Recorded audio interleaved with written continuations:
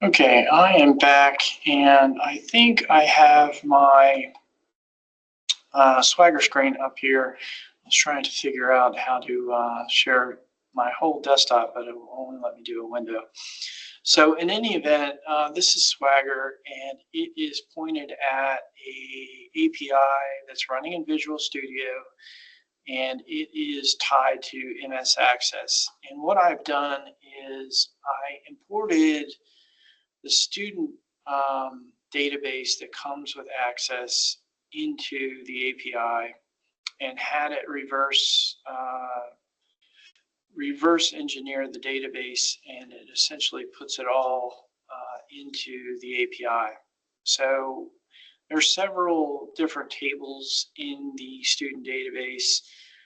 There's students, there's guardians, there's health records and the like. And in this project, I imported everything, and then I deleted out pretty much everything but student, just so that we had that. But before I did that, I added the standard API project for weather forecast, which I have been showing you in the previous 3 videos. So in Swagger, you'll see the student database, which is MSAccess, and it's powered by Visual Studio Entity Framework.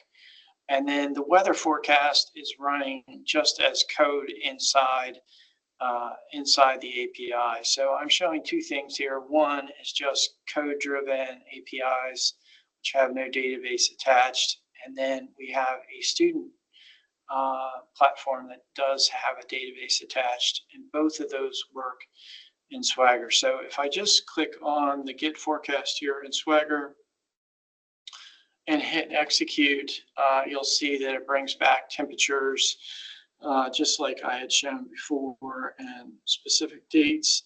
And if you execute it again, you'll notice that it does return new data. So this is just a randomly generated weather pattern. So inside Swagger, it will show you all the APIs that are available.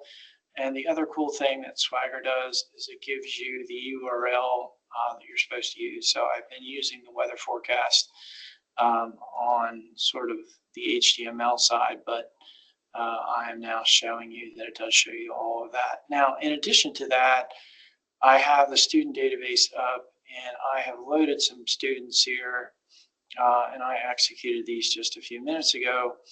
And you can see that I have created sort of a mixture of my favorite soccer players and my family, and they are in there if I run a get. Now I can recollapse that and go to post, and I can enter a new person. Let's pick my favorite boxer is Apollo Creed. And I can enter Apollo Creed at Rocky.com and give him a student ID. And I'm just entering random data now. Certainly this isn't what you would do in an app, but I can get data into the database pretty quickly. And his webpage is going to be bbc.com. So I can execute that, and Swagger will insert the record into the API using a JSON format, and this is a post. So I've been using gets exclusively in my demos, and this is an example of a post. So once we run the post, if we go up here and run the get student again, then hopefully, if everything works properly, there you go. You see Apollo Creed, and I'm randomly generating a ID in this code base. So that is what I would like to demonstrate today. And I'm going to go back here, and I'm going to share one more screen, which is the project itself. And we are going to show, first of all, where it is on GitHub. I have created a GitHub repository called MSAccess REST, and my project is there, so you can look at the code base for that. I also would like you to know that I have put 2 releases up there. The second release has the latest code, and what's actually in the directory itself is a little older, so you want to download this when you're using my project. So that is the best, latest, and greatest. And if I go into Visual Studio now, I will sort of show that real quick before I leave. And I am going to go to, let's see here,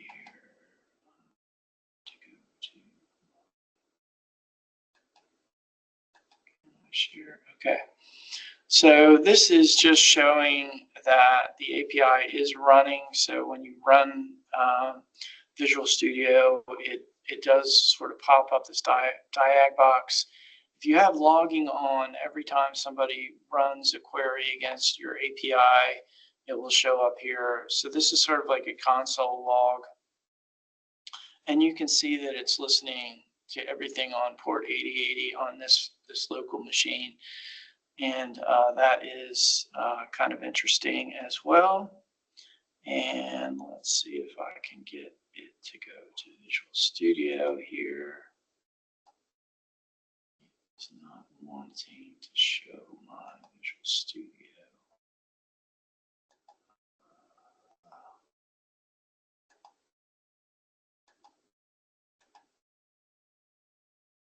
All right, now it has my whole screen. There we go. All right, so this should be working.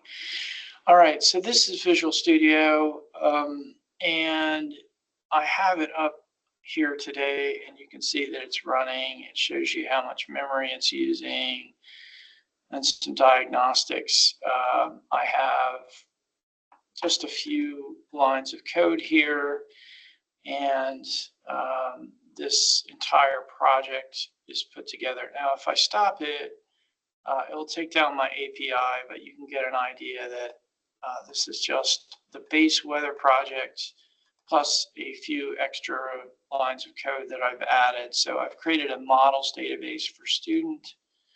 The student code is fairly straightforward. I created a simple model.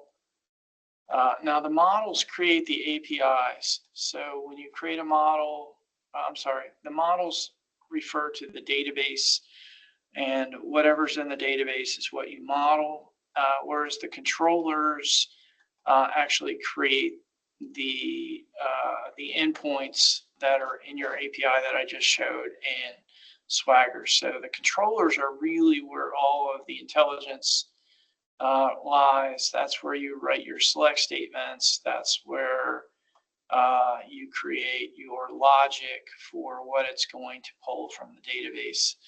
So student endpoints is what I have built.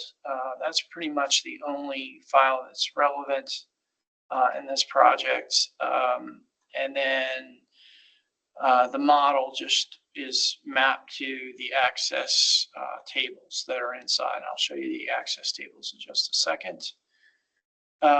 So I'm not doing a whole lot here. Again, on properties, I've been showing you these launch settings. In this project, I'm running to localhost 8080. So that is nothing exceptional. And I think that sort of brings everything together for you. So if you were trying to follow it at home, all you need to do is download that project and load it up, and it will give you everything that you need. Now, you do need to change the connection string to wherever you download the Access database to, and you can do that in, let's see,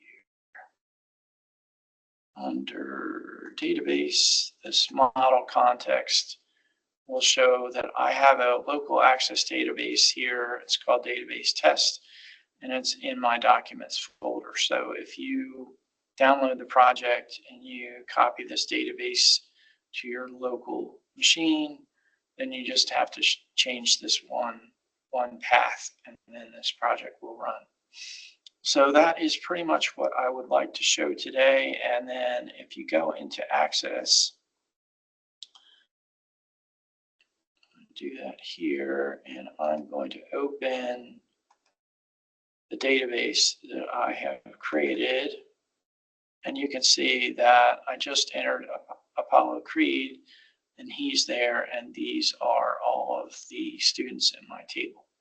So this is a standard MSAccess project that comes with Access, so you don't have to really do anything, and you can test building APIs using this system. Now, the only thing I would add to this is that when you go into your project, you have to add the right database objects, and I'm using this EntityFrameworkCore.Jet.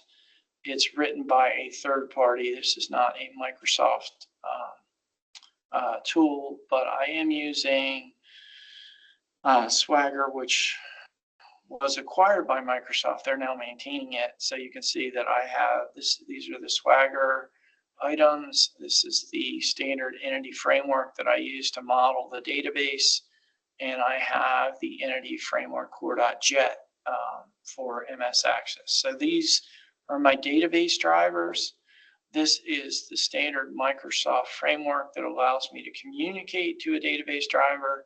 And the ones at the bottom are the Swagger API system. So all of that comes in. Everything runs off the program.cs, and the program.cs adds Swagger and calls it. It will also load everything that's in the controllers tab. So if you have more than one controller powering different APIs, then they will all be loaded without changing the program file. So that's pretty much it. On campus, we have Access installed on every PC in Visual Studio, but we don't have databases on these local PCs. So we can't really use Visual Studio except with an all Microsoft solution on campus. So this is a good answer. You can pretty much create anything in Access. You can add tables and model those, but you can see that I deleted all of the normal tables that in this particular test. I just sort of stripped it down. I deleted all the indexes that weren't relevant. And if you go into students and do design view, you can go in and change the fields that are in the table. So MSAccess actually is a very sophisticated development environment in itself. It combines everything that's in Visual Basic with a database, and it even has print routines. And so if you use MSAccess and learn to program in it, this is what my old financial analysts used to do at Bank of America. They would learn programming by learning Access, taking advanced classes in Access. Then they already knew Visual Basic. They already knew how to build forms. And so they were essentially Microsoft programmers by taking an advanced Access class. So that can save you years of work in itself. Certainly recommend that as a general course of action. But if you tie that into the project I have built, you now can go to the big leagues and use Access to do a lot more than just your local financial analysis or your local project of du jour. You can actually publish your work to the internet with just a few steps that I have demonstrated.